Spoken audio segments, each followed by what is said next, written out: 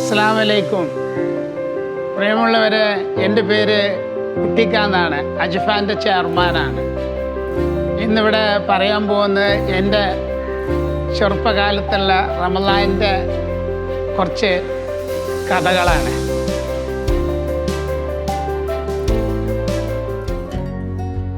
കുറേ കാലത്തെ പരിശ്രമത്തിന് ശേഷമാണ് നമുക്ക് കുട്ടിക്കാനെ കിട്ടിയിട്ടുള്ളത്.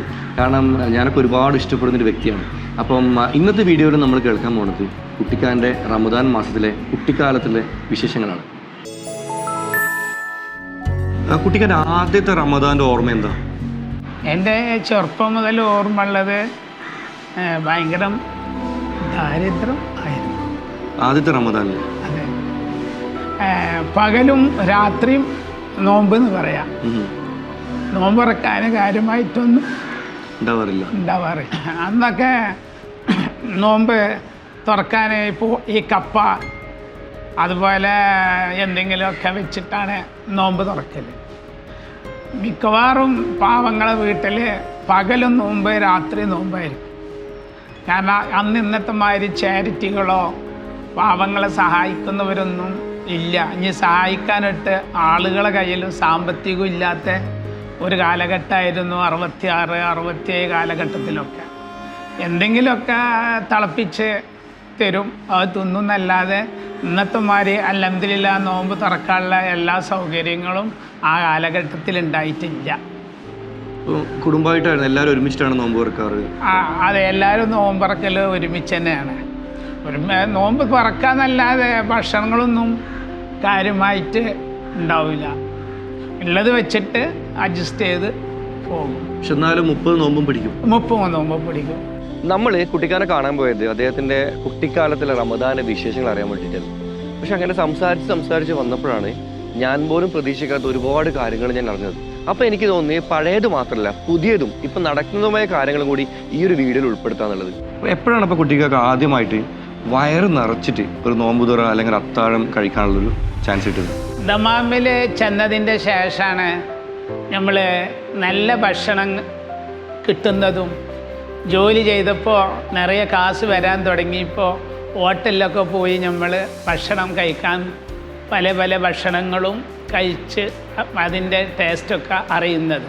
അപ്പോൾ കുട്ടിക്ക് പറഞ്ഞില്ല, കുട്ടിക്ക് വളരെ ഹാർഡ് വർക്ക് ചെയ്തിട്ട് കുടുംബത്തെ റമദാനിലെ പട്ടിണിയിൽ നിന്നും മാറ്റി ഇപ്പോൾ റമദാനിൽ എല്ലാവരും നല്ല വയറ് നിറച്ച് ഭക്ഷണം കഴിക്കുന്നുണ്ടല്ലോ. അപ്പോൾ കുട്ടിക്കൊക്കെ അങ്ങനെ വേറെ ആരുടെയെങ്കിലും ജീവിതത്തിൽ അവരുടെ റമദാനിൽ നല്ല കാര്യങ്ങൾ ചെയ്യാൻ പറ്റിയിട്ടുണ്ടോ? നിറയെ. എൻ്റെ നാട്ടിൽ എല്ലാവർക്കും റമദാൻ എന്ന് മാത്രമല്ല എല്ലാ സമയങ്ങളിലും എല്ലാ മാസത്തിലും അവരെ അക്കൗണ്ടിൽ പൈസ അയച്ചും കൂടി ഇരിക്കുന്നുണ്ട്. അവർക്ക് വേണ്ടിയിട്ട്. എൻ്റെ നാട്ടിൽ ഒരാളും പട്ടിണി കിടക്കാൻ പാടില്ല എന്ന് എൻ്റെ ഏറ്റവും വലിയൊരു ആഗ്രഹമാണ്. അത് നമ്മൾ സാധാരണ ഗവൺമെന്റ് ഒക്കെ തരുന്ന നമ്മൾ കേട്ടിട്ടുണ്ട്. പക്ഷേ ഈ ഒരു സംഭവം ഞാൻ ആദ്യമായിട്ട് കേൾക്കുന്നത്. കുട്ടിക്കാരൻ്റെ നാട്ടുകാർ ഒരിക്കലും റമദാനിന്നല്ല ഒരു സമയത്തും പട്ടിണി കിടക്കാൻ പാടില്ല. കുട്ടിക്കാൻ്റെ ഒരുപാട് വീടുകളായിട്ടല്ല, ഒരുപാട് സന്നദ്ധ പ്രവർത്തനങ്ങളിൽ പല പല സംഗതികളും. കാരണം വെച്ചാൽ ഇപ്പോൾ നമ്മുടെ പള്ളിയായാലും മദ്രസ ആയാലും ഒരുപാട് സ്ഥാപനങ്ങൾ, അതുപോലെ തന്നെ വീടുകൾ എടുത്ത് പറയുകയാണെങ്കിൽ ഇപ്പോൾ ഞാൻ കുട്ടിക്കാൻ്റെ ചെറിയൊരു വിനീതനിലേക്ക് നമ്മൾ പറഞ്ഞിട്ട് തന്നെ ഇവിടെ 8 വീടുകൾ ചെയ്തിട്ടുണ്ട്. കഴിഞ്ഞ റമദാൻ മുമ്പത്തെ റമദാനായിരുന്നു ഒന്നിന് ഇവിടെ 3 വീട്, ഈ മറ്റത്തൂരിൻ്റെ ഈ ഭാഗത്ത് തന്നെ 3 വീട് ഓപ്പൺ ചെയ്ത് കൊടുത്തു റമദാൻ 1-ന്. ഞാനൊരു കൃഷിക്കാരനാണ്, അതുപോലെ തന്നെ ഒരു പൊതുപ്രവർത്തകനാണ്. അപ്പോൾ പലവരും ബുദ്ധിമുട്ടുകൾ ഒക്കെ നമ്മളോടൊന്ന് പറയുമ്പോൾ നമ്മൾ ആശ്രയമുള്ള മമ്മൂട്ടിയൊക്കെയാണ്. അപ്പോൾ അദ്ദേഹത്തോട് സമീപിക്കുമ്പോൾ നല്ല അപ്പം തന്നെ അതിന് ചെയ്തു തരലാണ് ഉണ്ടാവല്. ഞാൻ പല സംഗതികളും അദ്ദേഹത്തോട് പറഞ്ഞതെല്ലാം അദ്ദേഹം സാധിച്ചു കൊടുത്തിട്ടുണ്ട്. എൻ്റെ വ്യക്തിപരമായ അല്ലെങ്കിൽ ഓരോ പാവപ്പെട്ട കുടുംബങ്ങൾക്ക് വീട് വെച്ച് കൊടുക്കാനുള്ളത് എൻ്റെ അടുത്തുള്ള 3 കുടുംബങ്ങൾക്ക് വീട് വെച്ച് കൊടുത്തു. അതുപോലെ രോഗികൾക്ക് മരുന്ന്, അതുപോലെ ഓപ്പറേഷത്തിന് വേണ്ടിയ ചിലവുകൾ ഒക്കെ നമ്മുടെയൊക്കെ ചെയ്തിട്ടുണ്ട്. അങ്ങനെ കുട്ടിക്കാൻ്റെ ഒരുപാട് കരസ്പർശം ഏൽക്കാത്ത ആൾക്കാർ മറ്റത്തൂർ പ്രദേശത്തിൻ്റെ കമ്മിയാണ്.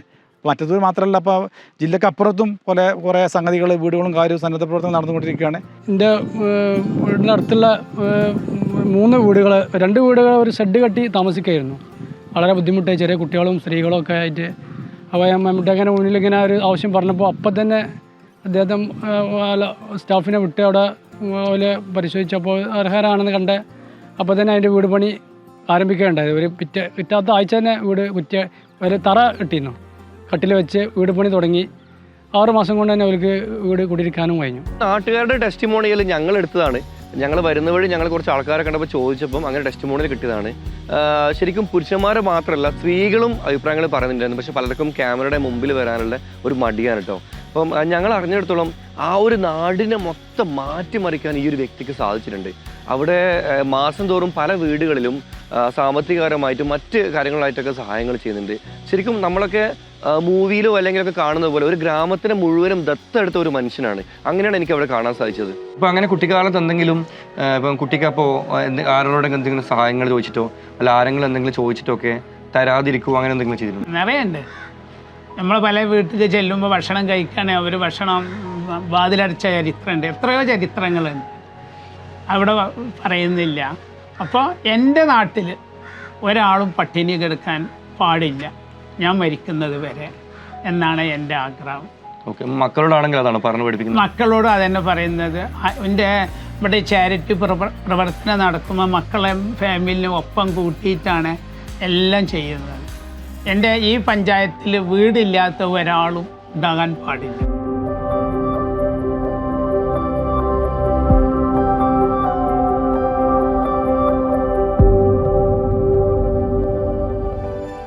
കുറേ നാള് ആഗ്രഹമാണിത്. നമുക്കിത് പഠിച്ചാൽ നമുക്കിത് ശരിയാക്കട്ടെ. പഠിച്ചാൽ അല്ല നമുക്ക് വീട് വെച്ച് അതിൽ കുടിയിരിക്കാനുള്ള ഭാഗ്യം എനിക്ക് തരട്ടെ. പൊതുവെ നമ്മുടെ ആരോഗ്യരംഗത്ത് നമുക്ക് ഒരുപാട് പ്രശ്നങ്ങൾ നമ്മൾ കാണുന്നു. ഇപ്പോൾ ഗവൺമെൻറ് ഹോസ്പിറ്റലാണെങ്കിലും രോഗികളെ നോക്കാത്തതുകൊണ്ട് പരിചരിക്കാത്തതുകൊണ്ട് മരണപ്പെട്ട കേസുകളൊക്കെ ഈ അടുത്ത കാലത്ത് റിപ്പോർട്ട് ചെയ്തിട്ടുണ്ട്. ഒരുപാട് പ്രശ്നങ്ങൾ നമ്മൾ അറിഞ്ഞിട്ടുണ്ട്. അതും മെഡിക്കൽ ഫീൽഡ് എന്നത് വലിയൊരു കോർപ്പറേറ്റ് ലെവൽ ബിസിനസ്സുകാർ കൊണ്ടുനടക്കുന്ന ഒരുപാട് ആൾക്കാരുണ്ട്. അപ്പോൾ അവർക്കിടയിലൊക്കെ സ്വന്തം നാട്ടുകാർക്ക് സൗജന്യമായിട്ടൊരു ചികിത്സ എന്ന് പറയുമ്പം ഇതൊക്കെ കേൾക്കുമ്പം ഞാൻ സത്യം പറഞ്ഞ ഒരു വാവ് ഫാക്ടറിലുള്ള ഞാൻ ഇതുവരെ കാണാത്ത ഒരു വ്യക്തിയാണ് ഞാൻ കാണുന്നത്. അൽഫാൻ ചാരിറ്റബിൾ ട്രസ്റ്റിൻ്റെ കീഴിലുള്ള ഫിസിയോതെറാപ്പി സെൻറ്റർ ഏകദേശം 1 വർഷത്തോളമായി പ്രവർത്തനം തുടങ്ങുന്നു. ഇവിടെ ഏകദേശം 50ഓളം രോഗികൾക്ക് ദിവസവും സൗജന്യമായ ഫിസിയോതെറാപ്പി ചികിത്സ നൽകി വരുന്നുണ്ട്. TKR കഴിഞ്ഞതാണ്. ഗവൺമെൻറ് ഹോസ്പിറ്റലിലായിരുന്നു. നല്ല ഇമ്പ്രൂവ്മെൻ്റ് ഉണ്ട്. സൗജന്യമായി മരുന്ന് വിതരണം നടക്കുന്നുണ്ട്. ഫാർമസിയിൽ ഫ്രീ മെഡിസിൻസ് കൊടുക്കുന്നുണ്ട്. അർഹരായവർക്ക് അങ്ങനെ ചെയ്യുന്നുണ്ട്. ഇത് ഒരുപാട് രോഗികൾക്ക് വളരെ ആശ്വാസകരമായ കാര്യമാണ്. കാരണം സാമ്പത്തികമായ പ്രശ്നമുള്ളത് കൊണ്ട് ചികിത്സ ചെയ്യാൻ സാധിക്കാതെ പ്രോപ്പറായിട്ടുള്ള ചികിത്സ കിട്ടാത്ത ഒരുപാട് ആൾക്കാർ ഇവിടെ വന്ന് നമ്മളുടെ അടുത്ത് വന്ന് ചികിത്സ തേടുകയും അവർക്ക് രോഗത്തിൽ നിന്ന് ആശ്വാസം ലഭിക്കുകയൊക്കെ ചെയ്യുന്നുണ്ട്. കുട്ടിക്ക് ചെയ്ത സേവനത്തിന് ഫ്രീ ആയിട്ട് ഇത്രയും പേഷ്യൻസിന് ഇത്രയും സൗകര്യം ചെയ്തു കൊടുക്കണതുകൊണ്ട് ആൾക്കാരിനുള്ള പ്രതിഫലം കിട്ടും. നന്നായിട്ടുണ്ട്. ചുങ്കത്തറയിൽ ഭിന്നശേഷിക്കാരെ സ്കൂളുണ്ട്. പിന്നെ വലിയ സെൻ്റർ വരുന്നുണ്ട്. 200 കുട്ടികളെ താമസിച്ച് പഠിപ്പിക്കാനുള്ള ഭിന്നശേഷിക്കാരെ ഇത് വരുന്നുണ്ട്. ഇപ്പം അതിൻ്റെ പണി നടക്കുകയാണ്.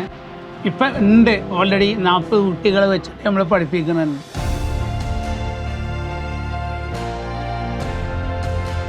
സാറ് ഈ ഭവനം സന്ദർശിച്ചിരുന്നു.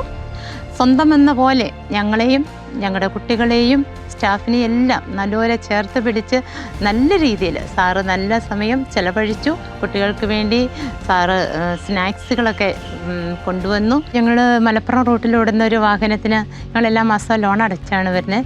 അപ്പോൾ സാമ്പത്തികമായിട്ട് അതിൻ്റെ ബുദ്ധിമുട്ടൊക്കെ ഉള്ളതുകൊണ്ട് സാറിനോട് പറഞ്ഞപ്പോൾ സാറ് നല്ല മനസ്സോടെ അത് സ്വീകരിച്ച് സാറ് സ്റ്റാഫിനോട് പറഞ്ഞ് എല്ലാ മാസവും ഇപ്പോൾ ലോൺ അടയ്ക്കുന്നുണ്ട്. അത് ഞങ്ങൾക്ക് വലിയൊരു സഹായമാണ്. നമുക്കിവിടെ 101 കുട്ടികളാണുള്ളത്. പക്ഷേ 101 കുട്ടികളിൽ മുഴുവൻ കുട്ടികൾക്കും എല്ലാ ദിവസവും വരാൻ സാധിക്കില്ല. കാരണം എന്താണെന്ന് ചോദിച്ചാൽ ബെഡ് റിഡൻ ആയിട്ടുള്ള കുട്ടികളുണ്ട്, നല്ല ഹൈപ്പറായിട്ടുള്ള കുട്ടികളുണ്ട്. പക്ഷേ എല്ലാവരും നമ്മളിവിടെ അവരെത്തിക്കാറില്ല. ഒരു 80-85 കുട്ടികൾ വരെയാണ് ദിവസവും ഇതുവരെ വന്നിട്ടുള്ളതിൽ ഏറ്റവും കൂടുതൽ വന്നിരിക്കുന്നത്.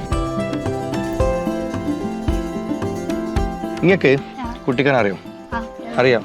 നിങ്ങൾക്കെല്ലാം അറിയാം? എങ്ങനെ അറിയാം? നിങ്ങൾക്ക് ചെറുപ്പം മുതലേ അറിയാം? ഓക്കെ, എങ്ങനെ അറിയുന്നത്? ഇവിടെ കൊറേ ആൾക്കാർക്ക് സഹായമൊക്കെ ചെയ്ത് കൊടുക്കണ്ടേ, വീടൊക്കെ വെച്ചു കൊടുക്കും.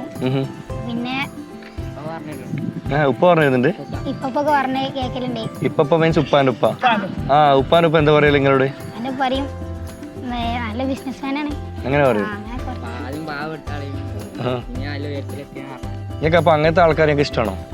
ആദ്യത്തെ പാവപ്പെട്ടവരായിട്ട് പിന്നെ പൈസ കയറാവുന്ന ആൾക്കാരാ? അപ്പൊ നിങ്ങളിപ്പം ഇപ്പൊ കുട്ടിക്ക് നിങ്ങളെ മുമ്പിലേക്ക് ഒരു വണ്ടിയൊക്കെ എടുത്ത് പോകണം എന്ന് കാണുമ്പോൾ നിങ്ങൾക്ക് എന്താ ഫീൽ ആവല്? അതേപോലെ ആവണമെന്ന് ഫീൽ ആവുന്നുണ്ട്. പക്ഷേ നിങ്ങൾക്ക് തോന്നുന്നുണ്ട് കുട്ടിക്കാരനെ കണ്ടിട്ട് നിങ്ങൾക്ക് അങ്ങനെ ആവണം എന്നൊരു ഫീൽ ആയിട്ടുണ്ട്. ഓക്കെ, വേറെ എന്താ പറയാനുള്ളത്? നിങ്ങൾക്ക് ആരെങ്കിലും എന്തെങ്കിലും സഹായങ്ങളൊക്കെ ആവശ്യമുണ്ടോ? ആ, നിങ്ങളെ കൂട്ടത്തിൽ ആർക്കെങ്കിലും സഹായം കിട്ടിയിട്ടുണ്ടോ? ആ, നിങ്ങളെ ഡിസ്കഷനിൽ എപ്പോഴും വന്നിട്ടുണ്ടോ കുട്ടിക്കാണ്ട് അവർ നമുക്കിങ്ങനെ ചെയ്യുന്ന അങ്ങനെ പറഞ്ഞിട്ട്?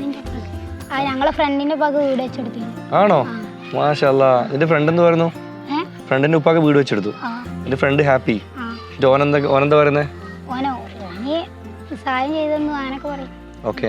അപ്പൊ നിങ്ങള് ഭാവിയിൽ നിങ്ങൾ വളർന്ന് വലുതായി കഴിഞ്ഞാൽ നിങ്ങളുടെ കുറേ പൈസ ഒക്കെ വന്നാലും നിങ്ങളും ഇതുപോലെ സഹായങ്ങളൊക്കെ ചെറിയ കുട്ടിക്കാരനെപ്പോലെ ആകെ ഞങ്ങൾ ഇഷ്ടമാണ്. ഓ, അടിപൊളി, മാഷാ അല്ലാ. ഈ കുളത്തിന്റെ നേരെ അപ്പുറം ഒരു കിണറുണ്ടായിരുന്നു. ആ കിണർ എൻ്റെ ഉമ്മ എന്നെ ചെറുപ്പത്തിൽ കുളിപ്പിക്കാൻ കൊണ്ടുവന്നു. അവിടെ നിന്നാണ് തിരുമ്പലും കുളിക്കലും ഒക്കെ. അപ്പോൾ എന്നെ കുളിപ്പിച്ച് ഇരുത്തി കരമ്പിലാക്കി ഞാൻ അങ്ങനെ മണ്ണിൽ കളിച്ച് കയറ്റിക്കൊണ്ട് പോയി. അങ്ങനെ അമ്മക്ക് നീന്തറിയാം. അമ്മ ഉടനെ എൻ്റെ നേരെ താഴത്ത് വന്നിട്ട് എൻ്റെ കൈ പിടിച്ചിട്ട് വലിച്ചു കൊണ്ടുവന്ന് ആ ഒരു ഓർമ്മക്ക് വേണ്ടിയിട്ട് ഇവിടെ കുളം കുഴിച്ചു. കുടുംബമായിട്ട് മക്കളായിട്ട് എല്ലാവരും വരും. മക്കള് ഫാമിലിയൊക്കെ വന്ന് ഇവിടുന്ന് കുളിക്കും. ഉമ്മാന്റെ പേരെന്തായിരുന്നു? കുഞ്ഞാത്തു വന്നു. എന്താണ് ഉമ്മാനെ പറ്റി എന്താണ് ഓർമ്മകൾ പറയാനുള്ളത്? ഉമ്മാനെ പറ്റിയല്ല എപ്പോഴും ഓർമ്മിക്കാനുള്ളത്. എന്നാലും കാരണം നമുക്കിപ്പം എനിക്കിപ്പോൾ എൻ്റെ ഒരു വെല്ലുമാനെ ഇപ്പം നഷ്ടപ്പെട്ടിട്ടുണ്ട്. അപ്പം എനിക്ക് സത്യം പറഞ്ഞാൽ ഭയങ്കര മിസ്സിങ് ഇതൊക്കെ പറയും. വെല്ലുമ്മ ഇങ്ങനെ ഒരുപാട് സ്റ്റോറികൾ പറയുന്നു പണ്ടത്തേലൊക്കെ. ഉമ്മാനെ പറ്റി എന്താ പറയുക? ഉമ്മാക്ക് എന്ന് പറഞ്ഞാൽ ജീവിതത്തിൽ സുഖമൊന്നും അനുഭവിക്കാൻ പറ്റിയിട്ടില്ല. കാരണം ദാരിദ്ര്യവും കഷ്ടപ്പാടും തന്നെയാണ്. ഒരു ദിവസം പോലും എൻ്റെ ഉമ്മാക്കൊരു സുഖം കിട്ടിയിട്ടില്ല. അതാണ് ഉമ്മാനെ പറ്റി എപ്പോഴും നമുക്ക് ഉള്ള വിഷമം. ഇപ്പോൾ കുട്ടിക്കൊക്കെ എപ്പോഴെങ്കിലും കുട്ടിക്ക് ഇപ്പോഴും നല്ലൊരു സൗഭാഗ്യങ്ങളിലെല്ലാം ഉള്ളൊരു ടൈമാണ്. ഈ ഒരു സമയത്ത് ഉമ്മ കൂടെ ഉണ്ടായിരുന്നെങ്കിൽ എന്ന് ആഗ്രഹിച്ചിട്ടുണ്ട്? എത്രയോ പ്രാവശ്യം ആഗ്രഹിക്കാറുണ്ട്. പക്ഷെ ആ ഉമ്മാൻ്റെ സമയമായപ്പോൾ ഉമ്മാനെ കൊണ്ടുപോയി. അന്ന് ഞാൻ മക്കയിലാണ്. ഉമ്മ ഇവിടെ മരിക്കുമ്പോൾ ഞാൻ കാബത്തിങ്കലാണ്. 78 ഉമ്മ മരിച്ചു. 1979. ആ സമയത്ത് കുട്ടിക്കാരൻ്റെ ഒരു സിറ്റുവേഷൻ എങ്ങനെ? പൈസ ഉണ്ടായിക്കൊണ്ട് വരികയാണ്. അന്നാണ് ഞാൻ ഈ ജിദ്ദ പോർട്ടിൽ ഷിപ്പിൽ പണിയെടുക്കലും ബർത്ത് ക്ലീൻ ചെയ്യലും ഒക്കെ ആ സമയത്തായിരുന്നു. അന്ന് പൈസ ആയിക്കൊണ്ടിരിക്കുന്ന സമയമാണ് ഉമ്മ മരിച്ചത്.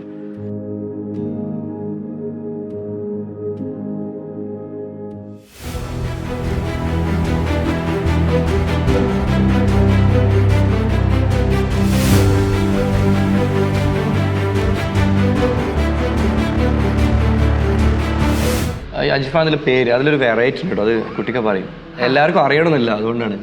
അജ്ഫാൻ എന്ന് പറഞ്ഞാൽ എൻ്റെ 5 മക്കളെ ഫസ്റ്റ് ലെറ്ററാണ്. വലിയ മോന്, ആദ്യത്തെ മോന് അമീർ, അതിൻ്റെ എ. രണ്ടാമത് മകള് ജംഷിയ, ജെ. മൂന്നാമത് ഫഹദ് മോന്, എഫ്. നാലാമത് അമീഷ, എ. അഞ്ചാമത് നസ്രീൻ, എൻ. അജ്ഫാൻ. അത് ഏതായാലും പുതിയൊരു അറിവാട്ടെ എനിക്ക്. കാരണം ഇതൊരു അടിപൊളി സംഭവമാണ്. 5 മക്കളുടെ പേരും കൊണ്ടൊരു ബ്രാൻഡ്, അതും നല്ല ഒരു അടിപൊളി ബ്രാൻഡ് കിട്ടി. ആ ഒരു പേര് അതും മക്കളുടെ പ്രായത്തിനനുസരിച്ചിട്ട് ലെറ്റർ സോർട്ട് ചെയ്ത്, മൂത്ത മകൻ്റെ ഫസ്റ്റ്, രണ്ടാമത്തെ മകൻ്റെ രണ്ടാമത്, അല്ലേ? അതെ അതെ. ഓക്കെ. അപ്പം ഇപ്പം 2013 ഓൾമോസ്റ്റ് 13ാമത്തെ വർഷമായി അജ്ഫാൻ. എന്തുകൊണ്ടാണ് ഈ ഒരു ഡേറ്റ് അല്ലെങ്കിൽ ചോക്ലേറ്റ് ബിസിനസ് അപ്പോൾ അവിടെ സൂപ്പർ മാർക്കറ്റ് ചെയ്ത് വന്നിട്ട് ഇവിടെ എന്തുകൊണ്ടാണ് ഈ ഒരു ബിസിനസ് ചൂസ് ചെയ്തത്?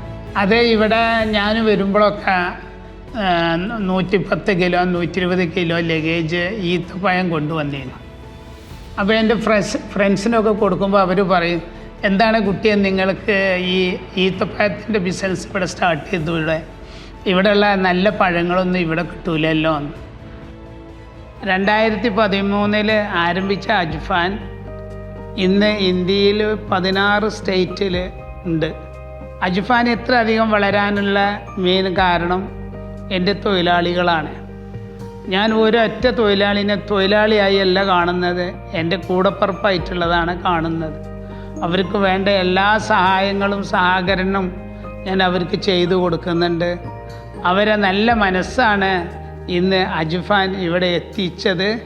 പിന്നെ ഞാനിവിടെ ഒരു 14 വർഷമായിട്ട് വർക്ക് ചെയ്യുന്നുണ്ട്. ഞങ്ങൾ മുതലാളി എന്നൊന്നും പറയലില്ല, ഞങ്ങൾ കാക്ക കാക്ക എന്ന് പറഞ്ഞിട്ടാണ് കാക്കാനോട് വർത്താനം പറയലും എല്ലതും. ഒരു ഫ്രണ്ട് പോലെയാണ് കാക്ക ഇവിടെ വന്നാൽ എല്ലാവരോടും. ഞാൻ ഇവിടെ 8 വർഷമായി വർക്ക് ചെയ്യണം. ഞാൻ കാണാത്ത സ്ഥലങ്ങളൊക്കെ ഇവിടെ വന്നിട്ടാണ് കണ്ടത്. എൻ്റെ ജീവിതത്തിൽ എൻ്റെ 3 മക്കളെ കല്യാണം കഴിച്ചതും ഇവിടുത്തെ ഒരു രീതി തന്നെയാണ് ഉണ്ടായിരിക്കുന്നത്. എല്ലാത്തിനും ഞങ്ങളെ കൂടെ തന്നെയാണ് ഞങ്ങളെ കാക്ക നിൽക്കൽ. ബോസാണ് എന്നുള്ള ചിന്തയൊന്നും വരില്ല. ഞങ്ങളെ കൂടെ ഉള്ളൊരു ആങ്ങളാരന്മാർ തന്നെയാണ് ഞങ്ങൾ നോക്കലും ഞങ്ങളെ കണ്ടിരിക്കണതും അങ്ങനെ തന്നെയാണ് മുതലാളി. ഞങ്ങൾ ഒരു ദിവസം കാക്കാനോട് പറഞ്ഞ്, കാക്ക നിങ്ങളിങ്ങനെ ഒരു വിമാനത്തിൻ്റെ ഒച്ച കേൾക്കണം, ഞങ്ങളിങ്ങനെ മേലേക്ക് വെക്കേണ്ടത് നിങ്ങളൊരു ഭാഗ്യം, നിങ്ങളെപ്പോഴും വിമാനം കയറുന്ന ഒരാളാണ്, ഞങ്ങൾക്കത് കാണാനൊരു ഭാഗ്യം കൂടി ഇല്ല എന്ന് പറഞ്ഞു. അതിലെന്നാൽ ഒരുങ്ങിക്കോളി, ഒരു ട്രിപ്പ് തരാമെന്ന് പറഞ്ഞു. അങ്ങനെ ഞങ്ങൾ ബാംഗ്ലൂർ വരെ ഒരു ദിവസം വിമാനത്തിൽ കൊണ്ടുപോയി തിരിച്ച് ഇങ്ങോട്ട് കൊണ്ടുവന്ന് ചെയ്തു. ഇവിടെ വന്നിട്ടാണ് ഞങ്ങൾ വിമാനത്തിൽ കയറിയതും കപ്പലിൽ യാത്ര ചെയ്തതും പല സ്ഥലങ്ങൾക്ക് ടൂറായി ഞങ്ങളെ കൊണ്ടുപോയതും ഞങ്ങളെ ബോസ് തന്നെയാണ്. നമ്മുടെ ഇൻ്റർവ്യൂ എല്ലാം കഴിഞ്ഞിട്ട് അവിടെ നിന്ന് വരുമ്പം എൻ്റെ മനസ്സ് ശരിക്കും ഒരു വല്ലാത്തൊരു മൂഡിലായിരുന്നു. കാരണം ഞാൻ എൻ്റെ ലൈഫിൽ ഒരുപാട് വ്യക്തികളെ കണ്ടിട്ടുണ്ട്. ഇത്രയും ഇൻസ്പിറേഷനായ ഒരു ക്യാരക്ടറെ കണ്ടിട്ടില്ല. ഒന്നുമില്ലായ്മയിൽ നിന്നും വളർന്നു വന്ന് വളരെ കഷ്ടപ്പെട്ട് ഒരു പൊസിഷനിൽ എത്തിയിട്ടും വന്ന വഴി മറക്കാതെ താൻ രക്ഷപ്പെട്ടതുപോലെ മറ്റുള്ളവരും രക്ഷപ്പെടണമെന്ന് ആഗ്രഹിക്കുന്ന ഒരു വ്യക്തി. സൗജന്യമായിട്ട് വിദ്യാഭ്യാസവും സൗജന്യമായിട്ട് വീടുകളും ഒരു നാടിനെ മുഴുവനും ദത്തെടുത്ത ഒരു വ്യക്തി. അവിടുത്തെ ജോലിക്കാരോട് സംസാരിക്കുമ്പോൾ നമ്മൾ മനസ്സിലാക്കുന്നത് അവരത്രയും കെയർ ചെയ്യുന്ന അവരുടെ സ്വന്തം ഒരു കുട്ടിക്കാണ്. ഇതുപോലുള്ള ആൾക്കാർ നമ്മുടെ നാട്ടിൽ വളരെ കുറവാട്ടോ. ഇതുപോലുള്ള ആൾക്കാരാണ് നമ്മുടെ നാട്ടിൽ വേണ്ടതും. ഒരു 1000 കുട്ടിക്കന്മാരുണ്ടെങ്കിൽ നമ്മുടെ നാട് പണ്ടേ നന്നായി പോയിട്ടുണ്ടാവും. ആ കുഞ്ഞു മക്കൾ പറഞ്ഞ പോലെ തന്നെ കുട്ടിക്ക് ഒരു ഇൻസ്പിറേഷനാണ് വരുന്ന തലമുറയ്ക്ക്. നാളെ നമ്മളും പൈസക്കാരായി കഴിഞ്ഞാൽ നമ്മളും കുട്ടിക്കാരെ പോലെ ആവുക. ഒരുപാട് ഒരുപാട് ഒരുപാട് ഒരുപാട് സന്തോഷം കേട്ടോ, ഒരുപാട് സന്തോഷം. പഠിച്ചവൻ അദ്ദേഹത്തിന് നല്ല ആരോഗ്യവും നല്ല ആയുസ് നൽകട്ടെ എന്നാണ് ഞാൻ പ്രാർത്ഥിക്കുന്നത്. ഒരുപാട് നന്ദി സപ്പോർട്ട് ചെയ്യുന്നത്. അടുത്ത വീഡിയോ കാണാം.